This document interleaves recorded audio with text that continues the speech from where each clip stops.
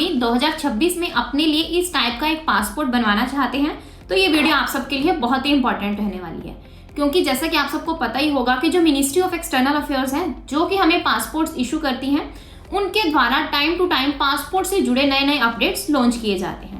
तो अगर आप उन अपडेट्स को जाने बिना ही पहले ही अपना पासपोर्ट अप्लाई कर देते हैं तो आपको यहाँ पर बहुत सारी दिक्कतों का सामना करना पड़ सकता है। तो इसलिए आपके लिए ज़रूरी है कि जो नए नए अपडेट्स पासपोर्ट से रिलेटेड लाए जाते हैं आप भी उनके साथ अपडेट रहो। तो मेरे चैनल पर आपको पासपोर्ट से जुड़े नए नए अपडेट्स साथ के साथ मिल जाते हैं। तो यहाँ पर आपने क्या करना है, जब भी पासपोर्ट के लिए आप अप्लाई करते हैं तो आप अपना ऑनलाइन एप्लीकेशन फॉर्म फिल करते हैं। यानी कि आपने पासपोर्ट इंडिया के ऑफिशियल पोर्टल passportindia.gov.in इस पोर्टल पर विजिट करना होता है और अपना जो ऑनलाइन एप्लीकेशन फॉर्म है वो फिल करना होता है। बट इसका भी मैं आपको सारा प्रोसीजर बताऊंगी कि पासपोर्ट बनवाने के लिए आपको किन किन स्टेप्स को फॉलो करना होता है, यानी कि क्या प्रोसीजर रहता है, वो भी मैं आपको इस वीडियो में बताऊंगी। उससे पहले मैं आपको कुछ नए जो अपडेट्स लॉन्च किए गए हैं उनके बारे में बता देती हूँ। तो सबसे पहले बहुत सारे लोगों के माइंड में ये डाउट रहता है कि मैम हमारे पास बर्थ सर्टिफिकेट नहीं है, क्या हमारा पासपोर्ट बन सकता है? तो इसका सिंपल सा आंसर है, अगर आपका जो बर्थ है वो 1 अक्टूबर 2023 के बाद हुआ है तो आपके लिए बर्थ सर्टिफिकेट मैंडेटरी है। बट अगर आपका जो जन्म है वो 1 अक्टूबर 2023 से पहले का हुआ है तो आपके लिए बर्थ सर्टिफिकेट मैंडेटरी नहीं है। तो बर्थ सर्टिफिकेट का तो ये कॉन्सेप्ट है। बाकी यहाँ पर जो कलर कोडेड सिस्टम है वो भी मिनिस्ट्री ऑफ एक्सटर्नल अफेयर्स की तरफ से लॉन्च किए गए हैं। जो ब्लू कलर का पासपोर्ट है ये रेगुलर सिटीजन्स के लिए है, यानी कि जो रेगुलर इंडियन सिटीजन्स हैं, हम जैसे लोग, हम सबके लिए ब्लू कलर का passport. White passport government officials के लिए है और जो रेड पासपोर्ट है वो डिप्लोमेट्स के लिए है। तो यानी कि कलर कोडेड सिस्टम को इसलिए इंट्रोड्यूस किया गया है ताकि ये क्लियरली आइडेंटिफाई किया जा सके कि किस कलर का पासपोर्ट किस पर्सन के लिए डिजाइन किया गया है। देन अगर आप तत्काल पासपोर्ट के लिए अप्लाई करते हैं और अपनी अपॉइंटमेंट को रीशेड्यूल करना चाहते हैं तो वो आप सिर्फ एक ही बार कर सकते हैं। यानी कि 1 अप्रैल 2023 के बाद ये रूल आया था कि अगर आप तत्काल पासपोर्ट की अपॉइंटमेंट को रीशेड्यूल करते हैं तो सिर्फ आप एक ही बार कर सकते हैं। यानी कि पहले आप बहुत बार कर सकते थे बट आप यहाँ पर एक ही बार कर सकते हैं। अब जैसे आप अपना पासपोर्ट एप्लीकेशन फॉर्म फिल करते हैं तो उसके ऊपर सिंगल पेरेंट का नेम मेंशन रहेगा। यानी कि जब आप एप्लीकेशन फॉर्म फिल करते हैं उस टाइम पर आप अपने या फिर मदर, फादर, लीगल गार्जियन जिसकी भी डिटेल्स एंटर करोगे उसका ही नेम प्रिंट होकर आपके पासपोर्ट के ऊपर आएगा। तो ये भी एक नया अपडेट है। यहाँ पर मैरिज और डाइवोर्स से रिलेटेड भी कुछ रूल्स हैं, यानी कि जो पहले जिनकी मैरिज हो जाती है या फिर डाइवोर्स केस है उनके लिए एनेक्सर के मैंडेटरी होता था, बट अब इसकी भी नेसेसिटी को खत्म कर दिया गया है। मेन जो अपडेट आया है वो ई पासपोर्ट, यानी कि introduction of E passport. E passport means electronic passport with chip. ये तो विदाउट चिप पासपोर्ट है मेरे पास, बट अब जो पासपोर्ट आपको इशू किया जाएगा उसमें यहाँ पर एक आपको चिप दिखाई देगी, जिस चिप के अंदर एक पर्सन की सारी डिटेल डिजिटल फॉर्म में स्टोर रहेगी, ताकि यहाँ पर कोई भी पर्सन डुप्लीकेट पासपोर्ट ना बनवा सके, ना ही किसी दूसरे पर्सन के पासपोर्ट का मिसयूज कर सके। क्योंकि इन केस अगर आपका जो पासपोर्ट है वो गुम हो जाएगा तो जिस भी पर्सन को मिलेगा अगर वो उस पासपोर्ट का मिसयूज करने की सोचता है तो वो वहीं पकड़ा जाएगा। तो इसलिए यहाँ पर इंट्रोडक्शन किया गया है ई पासपोर्ट का। तो अब 2026 में आप जैसे ही पासपोर्ट के लिए अप्लाई करोगे आप सारी टर्म्स एंड कंडीशंस को सेटिस्फाई करोगे, यानी कि आप सारे डॉक्यूमेंट्स सबमिट करोगे, आपके सारे डॉक्यूमेंट्स बिल्कुल सही हैं, कोई आपके पास इनवैलिड डॉक्यूमेंट नहीं है, तो आपको जो पासपोर्ट इशू किया जाएगा वो एक ई पासपोर्ट इशू किया जाएगा। दोनों के लिए अप्लाई करने का जो प्रोसेस है वो बिल्कुल सेम है। यानी कि सबसे पहले आपने जब पासपोर्ट के लिए अप्लाई करना है तो अपना ऑनलाइन एप्लीकेशन फॉर्म फिल करना है। यानी कि आपने पासपोर्ट इंडिया के ऑफिशियल पोर्टल passportindia.gov.in इस आपने वेबसाइट पर विजिट करना है और अपना ऑनलाइन एप्लीकेशन फॉर्म फिल करना है। तो ऑनलाइन एप्लीकेशन फॉर्म फिल करते टाइम पर आपसे जो भी डिटेल्स आपसे मांगी जाती हैं तो वो आपने बिल्कुल सही एंटर करनी है। अगर आपसे कोई मिस्टेक हो जाती है तो उसको आप इजीली रेक्टिफाई नहीं कर पाओगे। तो इसलिए आपने जब भी अपना एप्लीकेशन फॉर्म फिल करना है तो सारी डिटेल्स को एक बार क्रॉस चेक करना है, तभी आपने जो अपना एप्लीकेशन फॉर्म है वो सबमिट करना है। तो यहाँ हम छोटे छोटे मैं पॉइंट्स आपके साथ डिस्कस करूंगी कि जब भी आप पासपोर्ट के लिए अप्लाई करते हैं तो आपसे यहाँ पर पूछा जाता है अप्लाइंग फॉर। तो अगर आपने पहले कभी भी अपना पासपोर्ट के लिए अप्लाई नहीं किया है, यानी कि आप फ्रेश पासपोर्ट पहली बार पासपोर्ट बनवाना चाहते हैं, तो आपने फ्रेश पासपोर्ट वाला ऑप्शन सिलेक्ट करना है।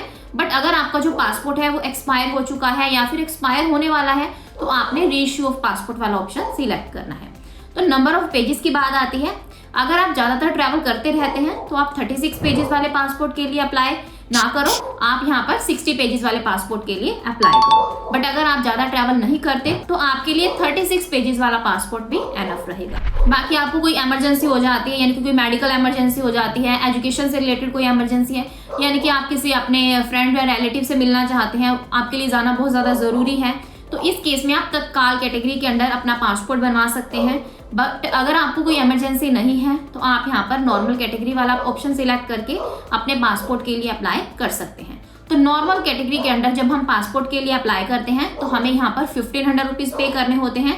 वहीं अगर हम तत्काल कैटेगरी के अंडर पासपोर्ट के लिए अप्लाई करते हैं तो हमें 3500 रुपीज़ पे करने होते हैं। तो बाकी ये सिचुएशन के ऊपर डिपेंड करता है कि आप किस कैटेगरी के अंडर अपना पासपोर्ट बनवाना चाहते हैं। तो अगर आप ये जानना चाहते हैं, आपको कहीं पर भी कोई डाउट लगता है कि इस डिटेल में क्या हमने फिल करना है, तो आपको पासपोर्ट से रिलेटेड मेरे चैनल पर पासपोर्ट अप्लाई ऑनलाइन नेम से आपको बहुत सारी वीडियोस मिल जाएंगी। लेटेस्ट वीडियो भी मैंने अभी अपलोड की है, आप उस वीडियो को कंप्लीट वॉच करके अपनी डिटेल्स को सही से एंटर कर सकते हैं। बाकी यहाँ पर जब एप्लीकेशन फॉर्म फिल करते हैं, एक यहाँ पर क्वेश्चन पूछा जाता है, is the applicant eligible for non ECR category. यहाँ पर बहुत सारे लोगों को डाउट होता है कि मैम ये नॉन ECR कैटेगरी क्या है। तो जब भी हम पासपोर्ट के लिए अप्लाई करते हैं तो हमारे पास यहाँ पर 2 कैटेगरीज होती हैं। First one is ECR and the second one is non ECR। ECR means immigration check required, यानी कि अगर आप 10th क्लास या फिर उससे कम पढ़े लिखे हैं तो आपको जो पासपोर्ट इशू किया जाएगा वो एक ECR पासपोर्ट इशू किया जाएगा। और आप अगर ECR पासपोर्ट के बेसिस पर किसी भी गल्फ कंट्री में विजिट करते हैं तो वहाँ पर पहले आपको उस कंट्री की इमिग्रेशन से क्लियरेंस लेना पड़ेगा, तभी आप उस कंट्री में जा सकते हैं और अपना काम कर सकते हैं। वहीं अगर हम नॉन ECR पासपोर्ट की बात करें, नॉन ECR पासपोर्ट में या फिर ECNR passport means immigration check not required, यानी कि इस केस में क्या होता है कि आप 10th क्लास या फिर उससे ज़्यादा पढ़े लिखे हैं और पासपोर्ट अप्लाई करते समय अपनी 10th क्लास की मार्कशीट या फिर अपनी हायर एजुकेशन की मार्कशीट साथ में लगाते हैं तो आपको यहाँ पर नॉन ECR पासपोर्ट इशू किया जाता है। तो बाकी अगर आप पढ़े लिखे हैं तो आप नॉन ECR पासपोर्ट के लिए अप्लाई करो, अदरवाइज अगर आप पढ़े लिखे नहीं हैं तो आप यहाँ पर ECR पासपोर्ट बनवा सकते हैं।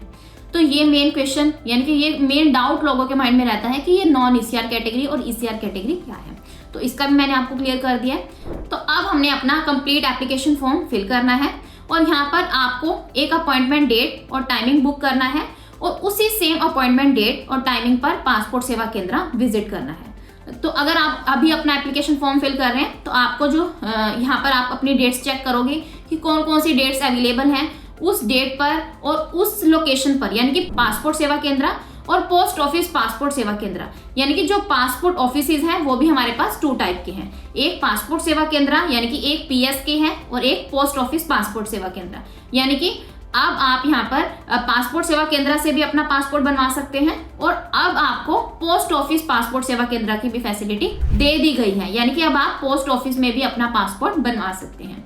तो ये आपके ऊपर डिपेंड करता है कि आपने कहाँ की अपॉइंटमेंट लेनी है, तो डेट्स भी आपको वहाँ पर शो हो जाएंगी। तो आप अपने अकॉर्डिंग जिस दिन भी आप फ्री होते हैं तो वो डेट आप यहाँ पर बुक कर सकते हैं। उस डेट पर उस टाइमिंग पर आपने क्या करना है, अपने नियर बाय यानी कि जो भी आप यहाँ पर पासपोर्ट सेवा केंद्र सिलेक्ट करोगे वहाँ पर आपने विजिट करना है अपने कुछ इंपॉर्टेंट डॉक्यूमेंट्स के साथ। तो डॉक्यूमेंट्स की अगर मैं आपको यहाँ पर बात बताऊँ तो डॉक्यूमेंट्स में आपके पास आपका आधार कार्ड ज़रूरी है, आपका pan card, voter ID card, ये भी आपको अपने साथ कैरी करने हैं। बाकी अगर आप ECR कैटेगरी के लिए अप्लाई कर रहे हैं तो आपके लिए एजुकेशनल डॉक्यूमेंट साथ में ले जाना मैंडेटरी नहीं है, बट अगर आप नॉन ECR पासपोर्ट बनवाना चाहते हैं तो आपने अपने एजुकेशनल डॉक्यूमेंट्स भी अपने साथ कैरी करने हैं। इन सब डॉक्यूमेंट्स के साथ अगर आप फ्रेश पासपोर्ट के लिए अप्लाई कर रहे हैं तो आपने इन सब डॉक्यूमेंट्स प्लस आपकी जो अपॉइंटमेंट रिसिप्ट होगी, जब आपने एप्लीकेशन फॉर्म फिल किया था वो लास्ट में एक रिसिप्ट जनरेट होती है तो उसका भी प्रिंट आउट आपने अपने साथ कैरी करना है। तो ये सारे डॉक्यूमेंट्स के साथ आपने क्या करना है, पासपोर्ट सेवा केंद्र विजिट करना है। तो अब यहाँ पर जो आपकी एप्लीकेशन फॉर्म है यानी कि जो आपकी एप्लीकेशन रिसिप्ट है उसके ऊपर रिपोर्टिंग टाइम और अपॉइंटमेंट टाइम सब कुछ मेंशन होता है। तो आपने रिपोर्टिंग टाइम से भी आधा घंटा पहले पहुँच जाना है। तो जब आप पासपोर्ट सेवा केंद्र विजिट करोगे तो वहाँ पर आपको बाहर ही गार्ड दिखाई देंगे। वो क्या करेंगे, आपकी एप्लीकेशन फाइल चेक करेंगे कि आपकी अपॉइंटमेंट आज ही है तो टाइमिंग के अकॉर्डिंग आपको अंदर एंट्री देंगे। तो आपको अकेले ही एंट्री दी जाएगी, आपके साथ आपके पेरेंट्स अलाउड नहीं होंगे। माइनर के केस में सिर्फ पेरेंट्स अंदर जा सकते हैं। तो पेरेंट्स अंदर जाएंगे और आपने क्या करना है, अपनी रिसिप्ट उनको शो करनी है और अंदर एंट्री आपको मिल जाएगी। तो वहाँ आपके डॉक्यूमेंट्स को वेरीफाई किया जाएगा। तो अगर उनको लगता है कि आप एक जेन्युइन पर्सन हैं, आपके सारे डॉक्यूमेंट्स सही हैं, तो वो आपकी एप्लीकेशन फाइल को वहाँ पर सबमिट कर लेंगे और next step passport police verification के लिए सेंड कर देंगे। हम आपको 1 से 2 दिन के अंदर अंदर पुलिस स्टेशन से कॉल आएगी या फिर पुलिसमैन आपके घर पर विजिट करेंगे और आपके डॉक्यूमेंट्स को वेरीफाई करेंगे। जो जो डॉक्यूमेंट्स की डिटेल्स आपने फिल की है एप्लीकेशन फॉर्म में, उस डॉक्यूमेंट के बेसिस पर ही आपकी जो पुलिस वेरिफिकेशन है वो की जाएगी। आपको अपने साथ 2 विटनेसेस को भी लेके जाना है। विटनेसेस में आप अपने नेबर्स को, फ्रेंड्स को भी लेकर जा सकते हैं। ओरिजिनल आधार कार्ड प्लस आधार कार्ड की फोटोकॉपीज अपने साथ में कैरी करनी है और आपने पुलिस स्टेशन विजिट करना है। तो अगर उनको लगता है कि आप एक जेन्युइन पर्सन है, वो आपका बैकग्राउंड चेक करेंगे कि आपने कोई क्रिमिनल केस तो नहीं किया हुआ, यानी कि आप एक जेन्युइन पर्सन है, तो वो आपकी एप्लीकेशन फाइल को सबमिट कर लेंगे और जो नियर बाय आपका आरपीओ होगा वहां पर आपकी फाइल सेंड कर दी जाएगी। अब आपका जो पासपोर्ट है वो प्रिंट होकर आपके घर तक डिलीवर कर दिया जाएगा। तो ये था कंप्लीट कि आप 2026 में अगर एक नया पासपोर्ट बनवाना चाहते हैं तो आप कैसे बनवा सकते हैं। आई होप आपके सारे डाउट्स क्लियर होंगे। अगर आपको फिर भी कोई डाउट है तो आप कमेंट सेक्शन में पूछ सकते हैं। So this is the end of my video. अगर आपको मेरी वीडियो अच्छी लगी हो तो प्लीज मेरी वीडियो को लाइक करें और मेरे चैनल को सब्सक्राइब करें। Thanks for listening and thank you everyone.